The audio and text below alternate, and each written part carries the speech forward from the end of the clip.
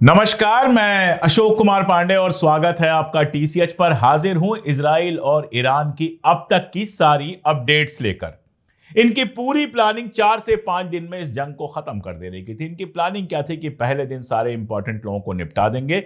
उसमें खामनेई साहब को भी मारने की पूरी प्लानिंग थी, लेकिन किस्मत उनकी अच्छी थी कि 1 घंटे पहले वहां से निकल गए थे।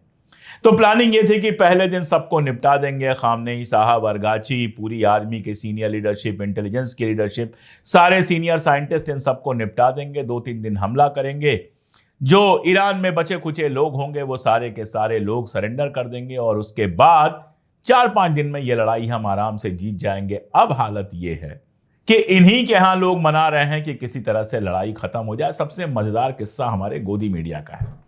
पहले दिन जब ईरान पर हमला हुआ, और गोदी मीडिया की बात इसलिए करनी पड़ती है कि आज भी इंडिया में सबसे ज्यादा पॉपुलर तो वही चैनल है, घर घर में देखे जाते हैं। देखते हैं लोग कि नहीं देखते हैं मैं नहीं जानता, लेकिन घर घर में टीवी है जिस पर वो चैनल आते हैं, इसलिए उनके एजेंडा को खोलना मुझे कई बार जरूरी लगता है। और वो इंटरनेशनल गोदी मीडिया से सीधे जुड़े हुए हैं, वो भी मैं अभी अगली ही न्यूज में बताऊंगा।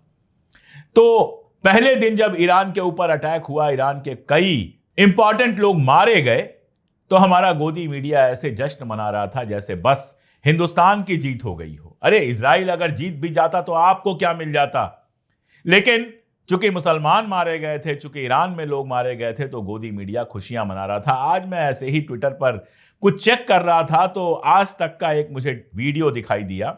उस पर लिखा क्या हुआ है कि क्या ट्रंप ने इजराइल को अकेला छोड़ दिया है। हाय बेचारा इजराइल, ऐसा दर्द की पूछिए मत।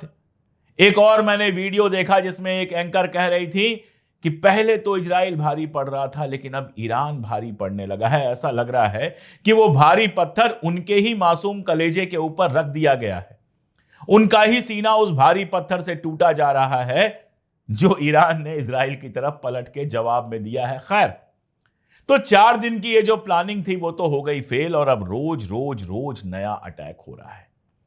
सारा सहारा यह है कि बस किसी तरह से अमेरिका शामिल हो जाए, किसी तरह से ट्रंप अपनी आर्मी भेज दे। और ट्रंप कह रहा है इजराइल जीत रहा है तो हम अपनी आर्मी क्यों भेजें। तो अभी फिलहाल ऐसा लग रहा है, वैसे मैं पहले भी कह चुका हूं कि ट्रंप के ऊपर भरोसा मत कीजिए, हो सकता है रात को ही हमला कर दे। लेकिन फिलहाल यही लग रहा है कि ट्रंप अगले 2 हफ्तों तक हमला करने की प्लानिंग नहीं कर रहा है। और 2 हफ्ते की प्लानिंग नहीं कर रहा है तो आगे भी करेगा कि नहीं करेगा ये हम नहीं जानते। इसीलिए नेतन्याहू का चेहरा उतरना शुरू हो गया है। एक रबल के पास गए थे। रबल, खंडहर, ये वो वर्ड है जो लगातार गजा के लिए इस्तेमाल हो रहा था। आज इजराइल में भी रबल्स हैं, आज इजराइल में भी खंडहर हैं। उन्हीं खंडहरों में से एक के पास गए थे पब्लिक अपीयरेंस देने के लिए। आप शक्ल देखिए, समझ में आ जाएगा। जिस चेहरे पर हमेशा ऐंठ होती थी, जिस चेहरे पर हमेशा रौब होता था, वो चेहरा ऐसा लग रहा है जैसे घर का कोई मर गया है।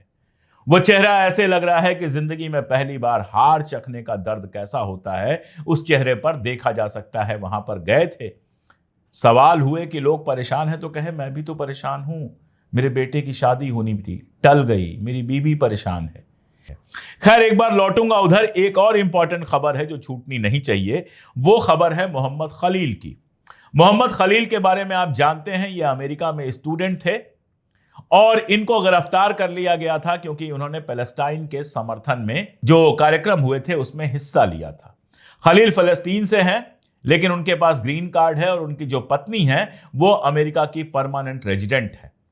104 दिन उनको जेल में रखा गया। लेकिन कल रात को यह खबर आई कि वहां के कोर्ट ने उनको रिहा कर दिया, आजाद कर दिया। और आप हिम्मत देखिए कि रिहा होने के बाद जब वो बाहर आए तो उनके कंधों पर वही फलस्तीनी कैफिया था जिसको पहनने के लिए उनको गिरफ्तार किया गया था। तो ट्रंप भी सब नहीं कर पा रहे हैं जो करना चाह रहे हैं।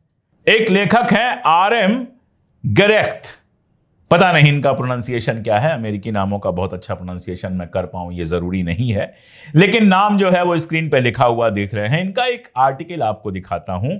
यह है 26 मार्च 2022 का।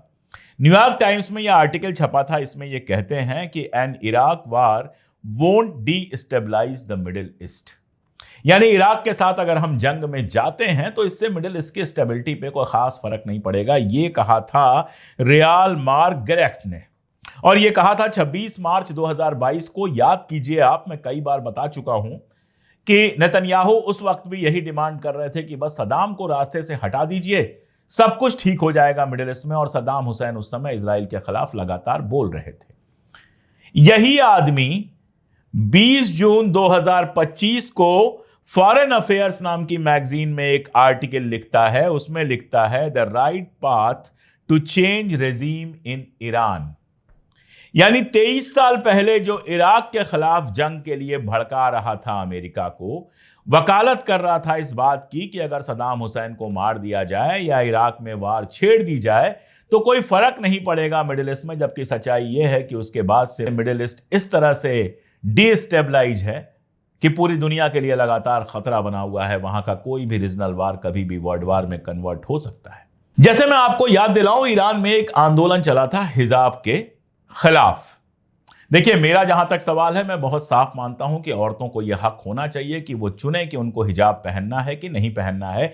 किसी भी रेजीम को इसमें इंटरफियर नहीं करना चाहिए। कुछ लोगों को यह बात बुरी लग सकती है, लेकिन मैं इसी बात का हामी हूं। उस आंदोलन को ऐसा बढ़ा चढ़ाकर अमेरिका और वर्ल्ड प्रेस में दिखाया गया जैसे ईरान के सारे लोग सड़कों पर आ गए। अब दुनिया ने वही देखा जो ईरान के बारे में दिखाना चाहा गया कि ईरान बहुत गरीब है, वहां लोगों को खाने को नहीं मिलता है, फला समस्या है, ढिमका समस्या है।